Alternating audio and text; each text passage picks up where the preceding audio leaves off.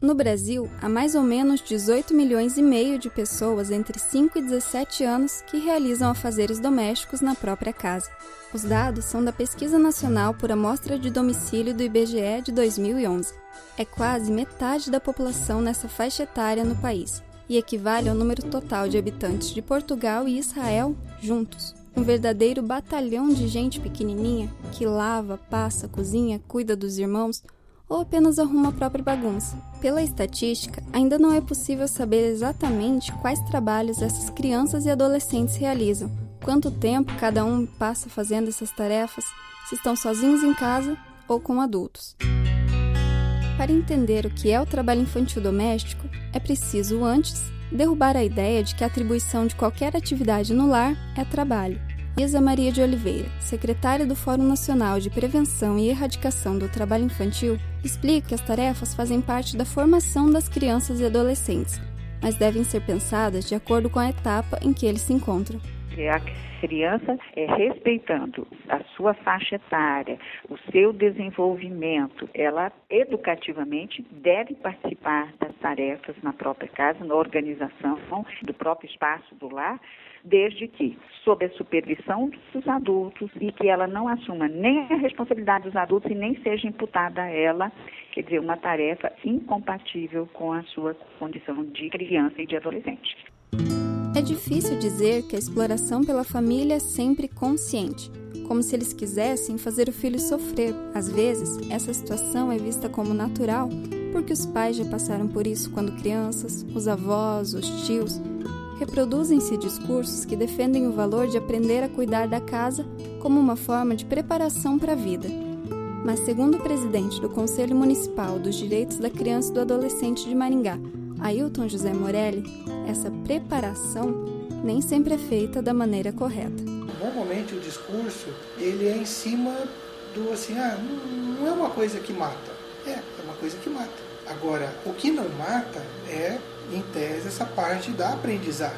Né? Então, assim, vou ensinar ele a sobreviver depois. Só que eu não posso colocar ele no sistema já de teste, já sozinho. Uma das causas mais fortes para a existência do trabalho infantil doméstico na própria casa são os discursos, os mitos relacionados a essa atividade, como trabalhar não mata ninguém, é melhor trabalhar do que ficar na rua, é melhor trabalhar do que roubar. Esses argumentos do senso comum, utilizados para justificar o trabalho precoce, são uma visão muito reduzida da realidade. O pesquisador André Viana e a secretária do Fórum Nacional de Prevenção e Erradicação do Trabalho Infantil, Isa Maria de Oliveira, defendem que essa naturalização do serviço doméstico para crianças e adolescentes é, na verdade, uma forma de manter a desigualdade social.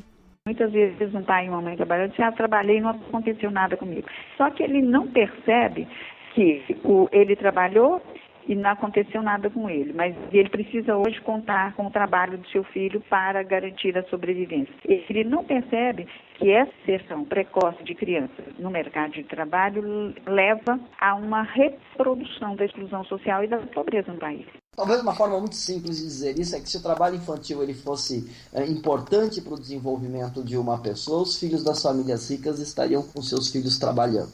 E o que nós vemos na realidade é que os filhos das famílias ricas brasileiras eles não estão submetidos ao trabalho infantil.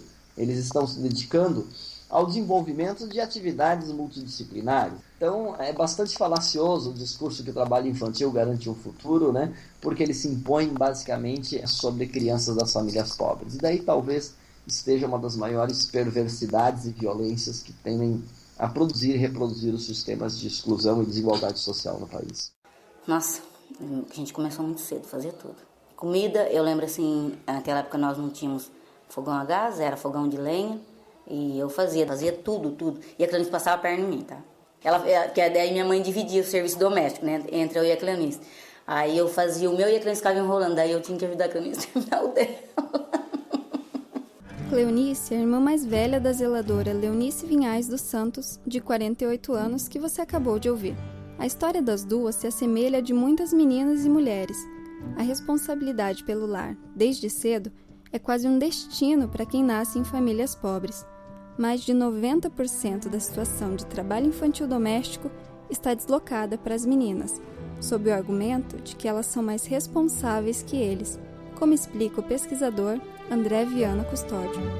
Essa perversa construção social que coloca sobre as mulheres, e especialmente sobre as meninas, a responsabilidade de cuidado com o ambiente doméstico. Nas meninas, com a responsabilidade prioritária de ser, já desde muito cedo, socializada no conjunto de responsabilidades das tarefas domésticas. A ideia de que lavar louça é tarefa para menina, limpar a casa é tarefa para menina, ou seja, essas desigualdades da condição de gênero. Além da questão cultural, existem também outras causas para o trabalho infantil doméstico no próprio lar. André Viana Custódio, pós-doutor em Direito, e Isa Maria de Oliveira, secretária do Fórum Nacional de Prevenção e Erradicação do Trabalho Infantil, listam outros fatores causadores dessa situação. A baixa ou a nenhuma escolarização dos adultos dessas famílias que têm trabalho infantil. Eles não conhecem direitos, eles não conhecem a legislação. E você tem também a questão da baixa qualidade do ensino. As famílias não veem na escola um projeto de vida para as suas crianças, porque elas vão lá, frequentam 1, 2, 3 anos, não aprendem, repetem, o professor falta, a escola é de baixíssima qualidade. Sobre as causas do trabalho infantil, eu identificaria 3 grandes causas. A primeira delas são as causas econômicas. Nós olhamos para os dados estatísticos e vai ver que o trabalho infantil doméstico ele afeta praticamente famílias com um baixíssimo nível de renda familiar. Segundo grande fator determinante são esses fatores culturais que nós já comentamos. A terceira causa frequente é a ausência ou a insuficiência de políticas sociais públicas. Da falta de alternativas, os pais acabam recorrendo a um trabalho infantil doméstico como uma forma de ocupação das crianças.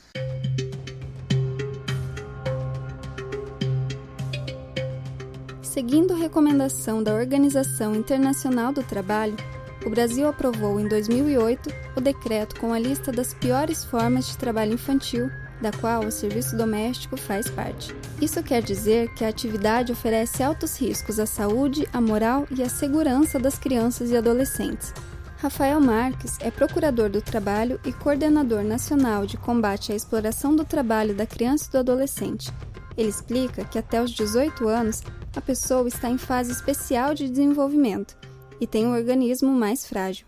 Um primeiro bloco de prejuízos é o de prejuízo à própria saúde da criança e do adolescente. Né? Criança e adolescente ainda está numa fase de desenvolvimento dos seus sistemas biológicos, circulatórios, respiratórios, ósseos. O trabalho nessa fase da vida acaba comprometendo o desenvolvimento desses sistemas.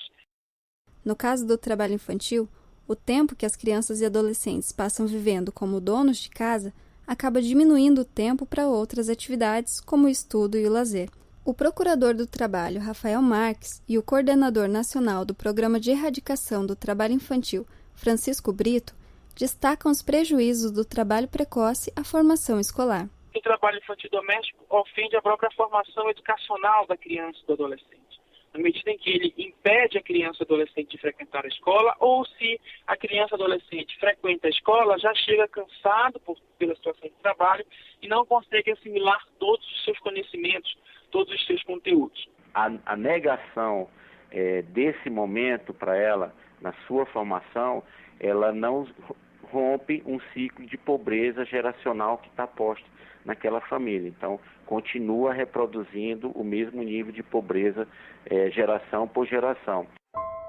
Uma outra consequência grave do trabalho infantil é a perda da ludicidade, do tempo para o lazer. A pós-doutora em História da Educação Social Contemporânea, Verônica Regina Miller, defende que a importância da brincadeira vai além. Para ela, esse tempo é fundamental, porque exercita aspectos importantíssimos do desenvolvimento humano. O psicólogo Herculano Campos também destaca que o brincar é uma estratégia da criança para o aprendizado. O brincar para as crianças tem um sentido pedagógico fundamental de aprendizagem de regras, de aprendizagem de padrões de convivência, de aprendizagem de conceitos, uma série de conceitos, alto, baixo, esquerda, direita, mais longe, mais perto, a criança desenvolve nas brincadeiras. O desenvolvimento do humor, da amizade, das relações de solidariedade, das crenças, dos valores morais, da esperança, da visão de futuro.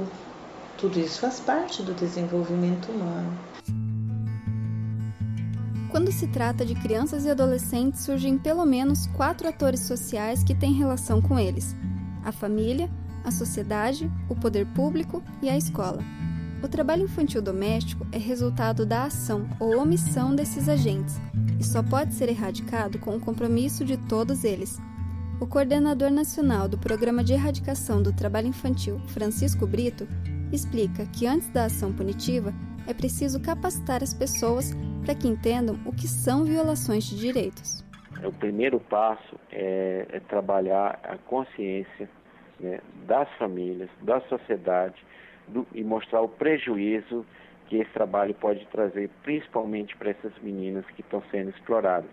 Então, muitas vezes ele é um trabalho que está invisível porque nós não temos a qualificação, nós não temos o domínio da informação para saber que aquilo é uma exploração. Ailton José Morelli, presidente do Conselho de Direitos da Criança e do Adolescente de Maringá, e Carlos Eduardo Bonfim, conselheiro tutelar do mesmo município, citam outro papel da sociedade. Para eles, a sociedade deve cobrar das autoridades públicas creche para os filhos, contraturno escolar, programas de capacitação e todos os outros direitos previstos em lei. Se eu sou obrigado a colocar meu filho e não tem vaga, o que eu faço? Vou preso? Né? Quer dizer, tem que ter vaga, né? Muitas vezes a gente acaba cobrando das famílias. Quando a gente cobra da família, a gente não pode esquecer do Estado, porque o Estado não pode virar as costas. O Estado tem que garantir os direitos que estão preconizados no Estatuto e na Constituição Federal.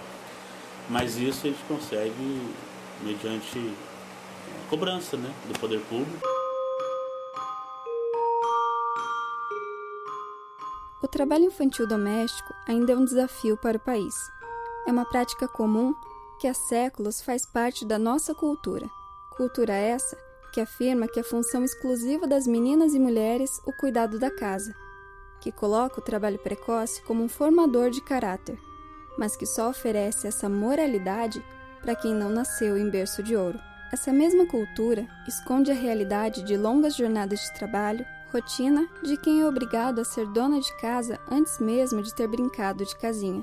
Mascara os perigos de acidentes para quem, apesar da responsabilidade de gente grande, tem o corpo frágil e precisa de cuidados especiais. Mas é possível vencer tudo isso. Desde que assumiu esse compromisso, o Brasil já avançou muito no combate à exploração infantil. Mas para que toda criança e adolescente tenha liberdade para ser o que é preciso da ajuda de todos.